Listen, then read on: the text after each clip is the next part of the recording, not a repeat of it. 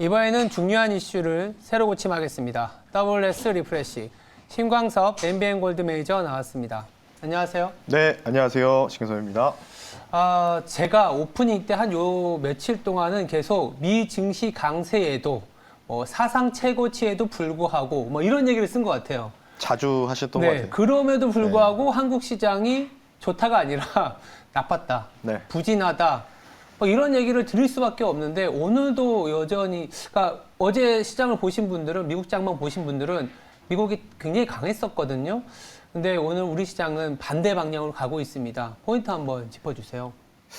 아까 사실은 저희가 방송 들어오기 전에 이런 농담을 했었잖아요. 네. 뭐 좋은 거는 안 따라오고 나쁜 것만 따라간다. 네, 약간 좀 그런 커플링장이 뭐 커플링 이게 커플링이 디커플링이지 사실은 애매모호한 것 같아요. 사실 좀 네. 완전히 뭐 좋을 때는 또 못 쫓아가고 뭐 이런 부분이 있기 때문에 오늘은 이제 여러 가지 요인들이 있습니다. 잠시 후에 또 그 관련된 지수 전략도 말씀드릴 텐데 오늘 수급적인 부분을 간단하게만 좀 코멘트를 좀 해드리면 네. 그냥 오늘 시작하자마자 외국인들이 주식 선물 던지기 시작하면서 지금 현재 누적이 거의 5천억 되는 것 같습니다. 마이너스 한 4,800억 정도 던지고 그러면서 뭐라고 했죠?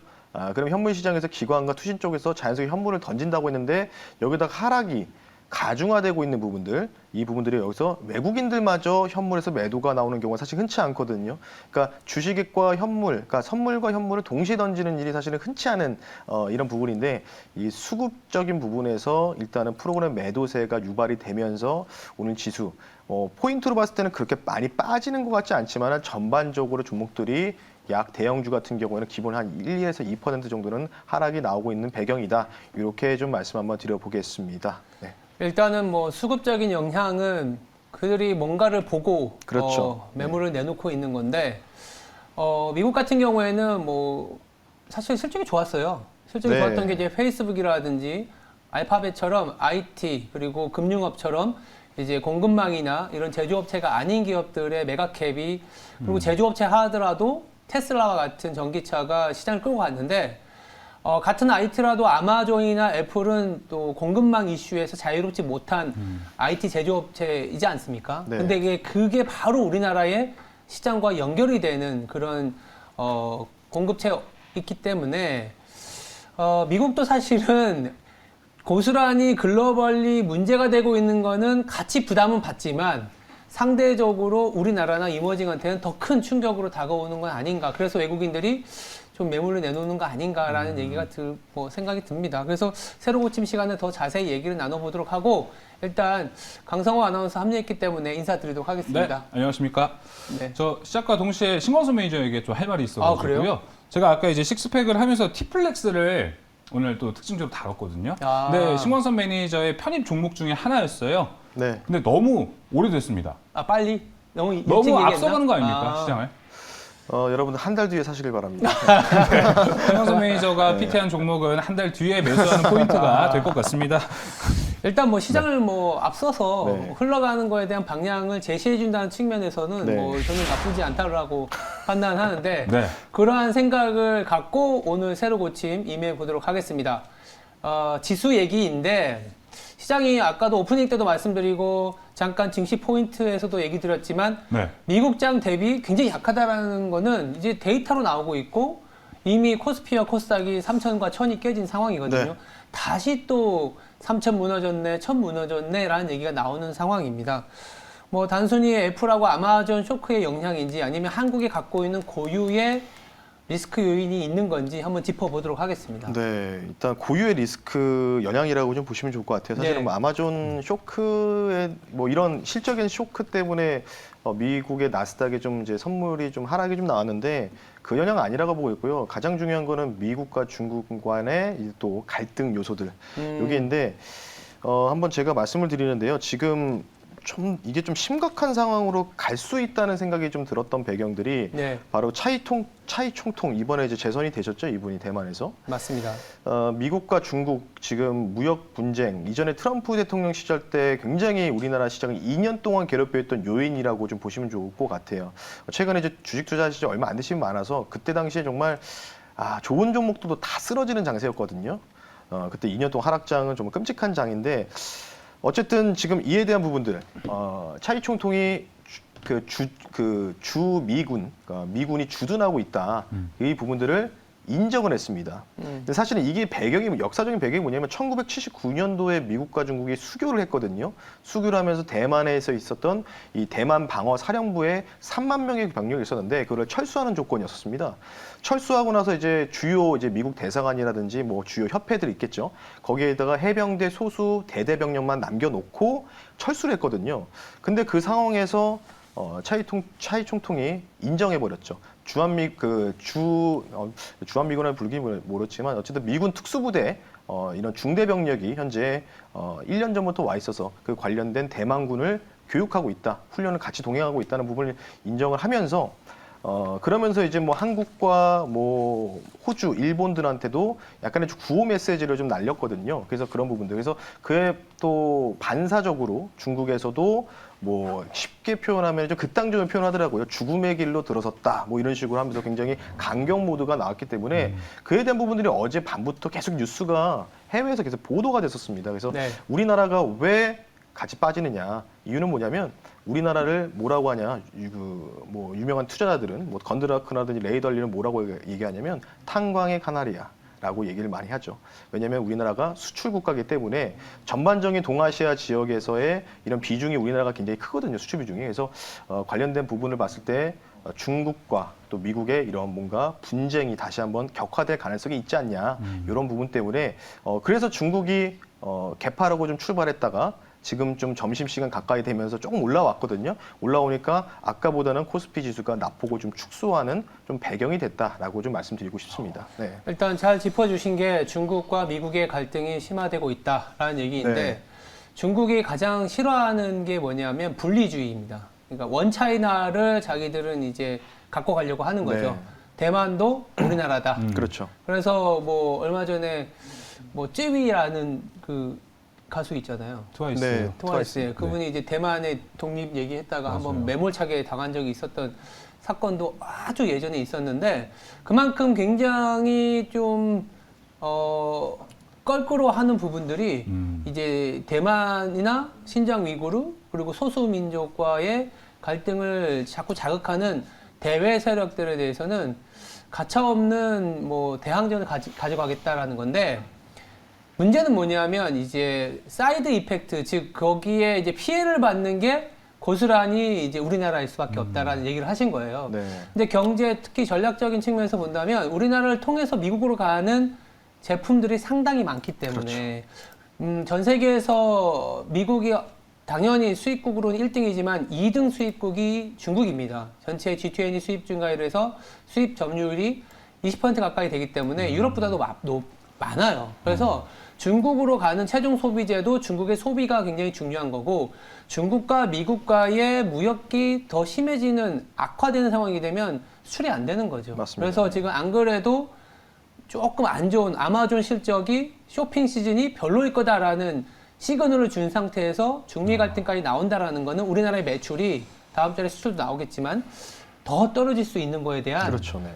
반응이지 않겠냐라는 생각이 드는데 조금 어려운 상황인 것 같아요. 일단은 경제적으로도 뭐 재고도 봐야 되고 반도체 쇼티지라든지 여러 가지 우리나라의 어떤 마진이 피크아웃하는 부분들도 봐야 되는데 우리가 해결할 수 없는 중미 갈등까지 번졌다라는 거는 조금 시장에 대해서 조금 더 조심스럽게 봐야 되는 시점은 되지 않았나 이런 생각도 좀 드는데 그래도 우리가 좀 체크해 봐야 되는 거는 이게 하나씩 어떤 이벤트들이 있고 이것들이 시장에 어떤 영향을 주는지 이거는 좀 월말 5초다 보니까 좀 챙겨야 될 게 많잖아요. 네. 그거부터 한번 챙겨볼까요? 그래서 이제 지수 자체, 그러니까 시장이 건전한 시장으로 가기 위해서는 네.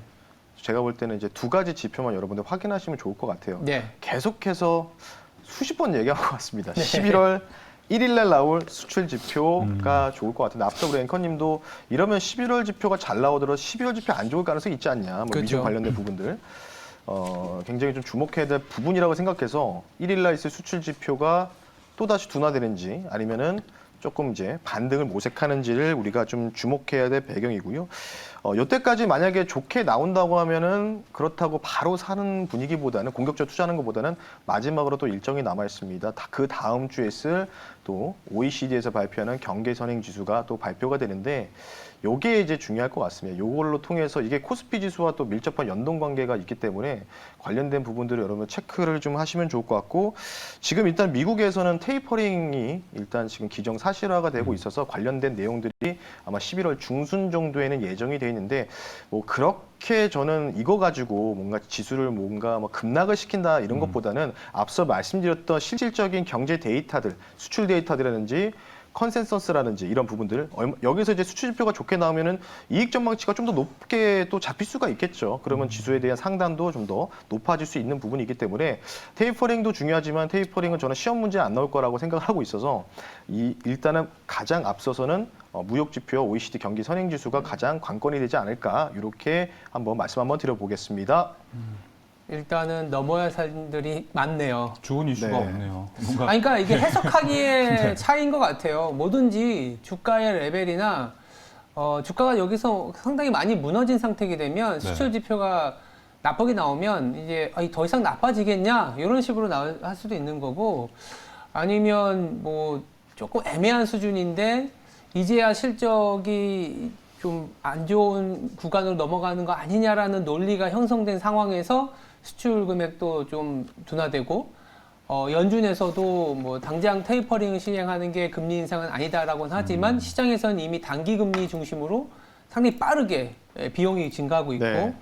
아까 말씀하셨던 OECD 경기 선행 지수도 매달 나오는 거지만 둘째 주 월요일, 화요일에 네. 정도에 나오거든요. 맞습니다. 챙겨보시면 아마 예상컨대 조금은 더 둔화되지 않겠느냐라는 생각이 들고 있어서 11월 달에는 뭐 공교롭게도 저희가 다음 주에 11월이잖아요. 그래서 그렇습니다. 조금 이제 또 돌다리를 두드리고 넘어가자 정도로 밖에 말씀을 못 해드릴 것 그렇죠. 같아요. 네. 네. 그래서 대응 전략도 일단은 그런 이벤트 그리고 FOMC도 보고 OECD 경기 선행 지수도 좀 보고 실적 시즌이 완벽하게 마무리되는 게 또 11월 말은 또 돼야 되기 때문에 그때 가서 이제 종목별로 실적이 잘 나오고 이 정도 실적이게 되면 이 정도 가격은 괜찮은 종목이야라는 정도로 들어가는 것도 나쁘지 않겠다라는 생각이 들고 있습니다. 그렇다면 이제 두 번째 세로 고침에서는 좀 이슈 거리를 좀 말씀드려 보겠습니다. 일단 저희들이 매주 한 번씩은 얘기하는 게 원자재, 에너지, 그리고 이게 돌고 돌아서 뭐 탄소 배출, 친환경 이런 얘기인데 오늘은 두 개 다 한번 다뤄보겠습니다. 네. 원자재냐 탄소 배출이냐. 물론 상충되는 것도 있지만 또 거꾸로는 이게 탄소 배출권 관리, 환경 문제 때문에 전통 에너지가 또 불을 뿜는 그런 상황이 발생하고 네. 있기 때문에 둘 다 가져갈 수도 있는 부분이기도 하고요. 네. 아니면 둘 다 최근에 너무 과열이었다라고도 얘기도 할 수 있는 부분이기 때문에 한번 챙겨 넘어가 보겠습니다. 일단 원자재 탄소 배출권 전망에 대한 얘기 한번 더 먼저 들어보도록 하겠습니다. 일단 전망을 말씀드리기 전에 네. 제가 뉴스를 몇 개를 좀 보여드리고 나서 시작해도 될까요? 네, 네. 좋습니다. 네. 재밌는 뉴스를 좀 준비했는데요. 네. 한번 화면 한번 띄워주시죠. 네.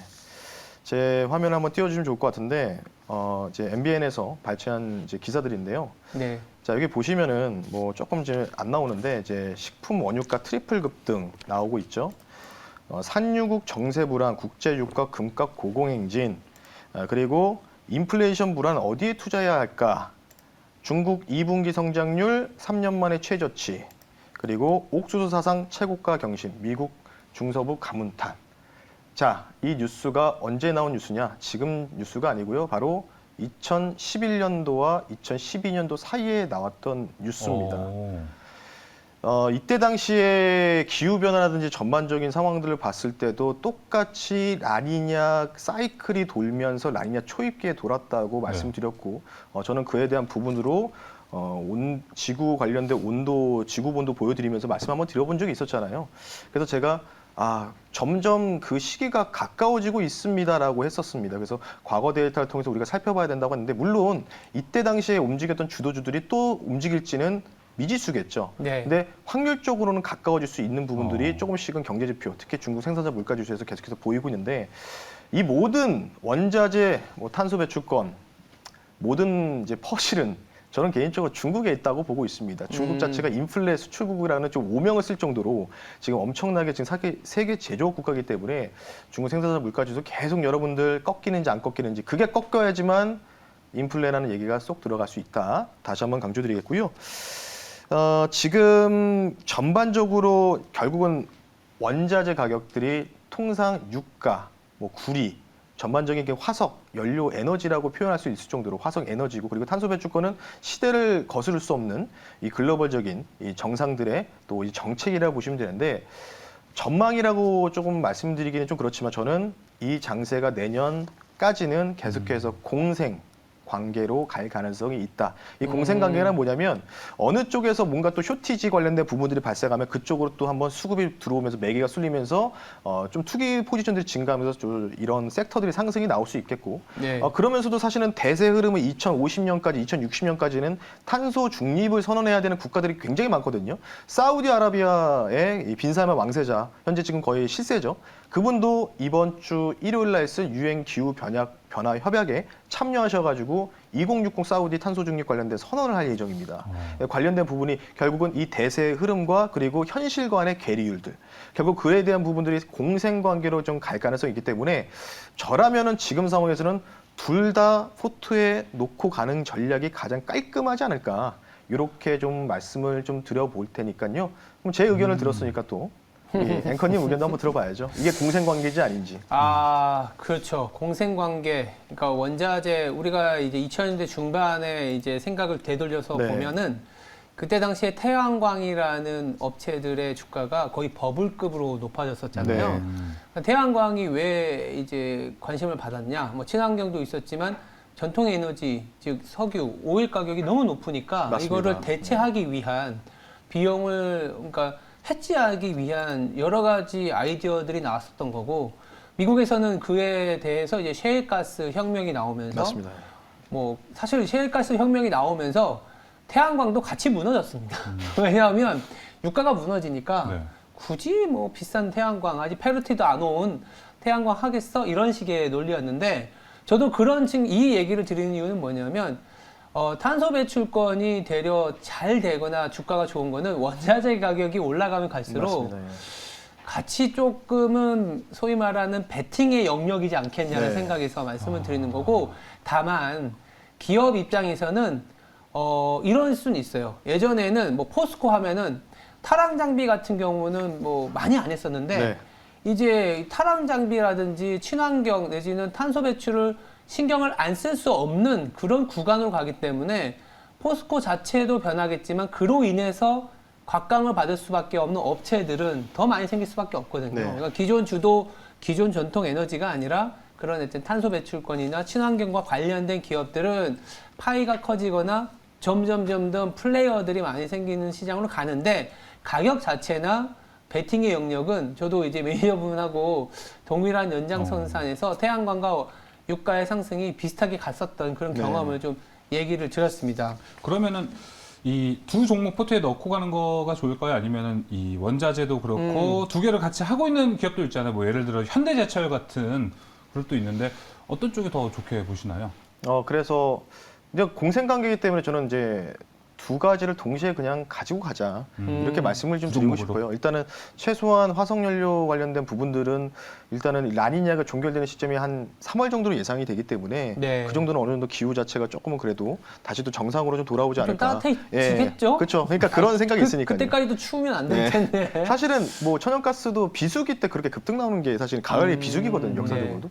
그렇게 급등 나오기 쉽지 않은데 지금 상당히 지금 사실은 이제 조금 해수면 온도 자체가 마이너스 0.2도 정도 근데 영국에서 나오고 다시 있으니까. 좀 바람이 불고 있다고는 하더라고요. 네, 이게 맞습니다. 참 아이러니한 게 지금 우리가 어느 시대를 살고 있는데 그 기우제 지내듯이 영국에 바람이 부니까 조금은 천연가스 가격이 빠지고 있는 참 풍력이 이런 잘 것도 봐야 돌아가니까 또 되는, 거기서 그런 그래요. 상황이긴 한데 알겠습니다. 어떻든 뭐 전 두 가지 동시에 그러니까 서로 간에 해지를 좀 거졌으면 좋겠어요. 네. 서로 간에 한쪽으로만 너무 그러니까 집중적인 투자보다는 한쪽이 잘못됐을 때 뭔가 균등을 해야 되지 않겠습니까? 균형을 네. 좀 맞춰야 되기 때문에 그렇게 좀 보시면 좋을 것 같다라고 좀 간단하게 말씀드리고요. 조금 이제 탄소 배출 관련된 일정만 간단하게 언급하고 좀 마무리 좀 할게요. 네. 일단은 이번 주 일요일 날 10월 31일 날 영국 글라스고에서 이제 유엔 기후 변화 협약이 예정돼 있는데 이때 이제 특징적인 부분들이 이제 전반적인 이 환경부 장관들이 다 참석을 하고 앞서 말씀드렸던 사우디 산유국가죠. 2060 탄소 중립 선언한다. 그에 대한 세부적인 계획을 발표하는 자리라고 좀 보시면 좋을 것 같고요. 그리고 추가적으로는 12월 2일 차주 화요일이죠. 한일 경제회의가 개최가 되는데 여기서 이제 수소 경제와 탄소 중립 관련된 또 이 토론회를 개최할 컨퍼런스를 개최할 예정이기 때문에 두 가지 모멘텀이 아직은 남아 있다. 그리고 지금 문재인 대통령께서 G20 정상회의 코로나 얘기할 거지만은 거의 주된 내용이 탄소 중립 관련된 부분들에 대한 이행, 약속, 계획을 얘기할 예정이기 때문에 관련된 부분들 참고를 하시면 좋을 것 같습니다.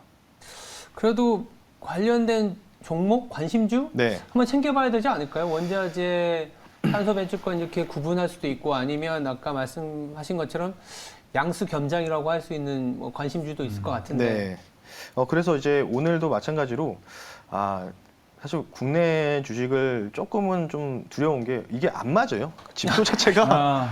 그러니까 이 정도면 10%도 올라가야 되는데 3% 갔다가 쭉 밀리고 마이너스 들어가고 네네. 요즘 최근 시장이 그렇잖아요. 그래서 맞아요. 오늘도 마찬가지로 균등하게 보자는 의미에서 우리나라의 원자재와 탄소 중립 그리고 미국의 원자재 탄소 중립 관련주를 좀 들고 나왔습니다. 첫 번째는 원자재에서는 고려 아연이라는 종목을 좀 말씀을 좀 드리겠고요. 고려 아연은 여러분 워낙 유명하죠. 네. 지금 여기서 재련해서 나온 금만 해도 거의 7천억 정도, 연간 7천억 정도가 발생한다는 부분이 있고요. 아연 가격 상승에 대한 수혜 계속해서 유지될 가능성이 있고요. 미국 같은 경우는 이제 티커 MT라고 되어 있는데 아르셀로미탈. 쉽게 얘기하면 우리나라 지금 포스코인데 포스코보다 아시다시피 캐파가 높고 나프타라든지 유럽, 뭐 호주 전반적인 광물 자원에 대한 산업권을 갖고 있고 거기에서 거의 세계 1등, 2등을 좌지우지할 정도로 포스코보다 좀 더 캐파 큰 기업인데 포스코 요즘에 이제 아르셀로미탈을 잡기 위해서 계속 계획을 발표하고 있기 때문에 거의 뭐 글로벌 탑 종목이다라고 말씀을 좀 드리고 싶고요. 그리고 탄소 배출은 두 종목을 좀 말씀드리겠습니다. 원래 실제로 하는 가격 관련된 부분들은 저 휴캠스라고 보는데 예. 휴캠스가 약해요. 생각보다 지금 실질적으로 휴캠스인데 지금 그나마 시장이 하락이 나온데도 강한 모습을 보이는 게 바로 탄소 배출권 관련된 부분과 건자재까지 영위할 수 있는 기업이죠. 한솔 혼데코라는 종목이 그나마 지금 2% 정도 강세를 보이고 있습니다. 뭐 지난번에 제가 말씀드렸던 에코바이오도 말씀드렸지만은 좀 약세거든요. 그래서 지금 가장 가격 상승이 잘 나오는 기업이 현재는 한솔혼데코라서 이제는 이게 지금은 일단 어쨌든 대장이라는 거는 주가 상승이 좀 많이 나오는 종목이 대장이라고 좀 볼 수 있기 때문에 한솔혼데코 말씀드리고요. 그리고 여기 뒤에 보시면은 조금 처음 보실 텐데 이게 이제 ETF입니다. 크레인 쉐어즈 글로벌 카본이라는 ETF인데요.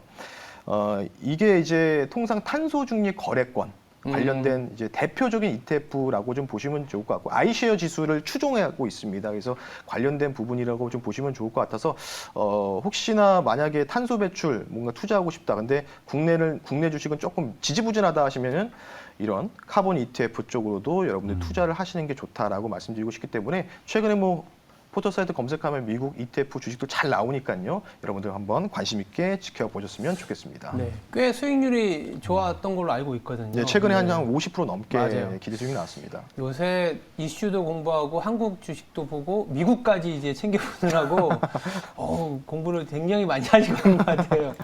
알겠습니다. 네. 일단 오늘 WS 리프레시는 여기서 마무리 짓도록 하고요. 두 분은 다음 주에 뵙도록 하겠습니다. 감사합니다. 네, 감사합니다.